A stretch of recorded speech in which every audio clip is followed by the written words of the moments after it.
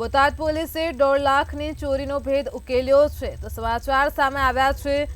ચોરીનો ભેદ ઉકેલાઈ ગયો છે। બોટાદ પોલીસે 1.5 લાખની ચોરીનો ભેદ ઉકેલ્યો છે। ગધડા રોડ ઉપરથી 1.65 લાખ રૂપિયાની ચોરીનો મામલો સામે આવ્યો હતો। આરોપી લાલજી ઉર્ફે પરસોત્તમ તલસાણિયાની ધરપકડ કરવામાં આવી છે। તો બોટાદ પોલીસે ચોરીનો ભેદ ઉકેલી કાઢ્યો છે। પોલીસે મુદ્દામાલ પણ રિકવર કરવામાં સફળતા મેળવી લીધી છે। આ સમગ્ર ઘટનાના સીસીટીવી પણ સામે આવ્યા હતા।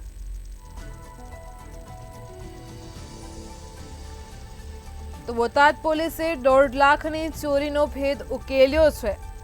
ગધડા રોડ ઉપરથી 1.65 લાખ રૂપિયાની ચોરીનો મામલો જે સામે આવ્યો હતો તો એ ઘટનામાં પોલીસે મુદ્દામાલ પણ રિકવર કરવામાં સફળતા મેળવી છે।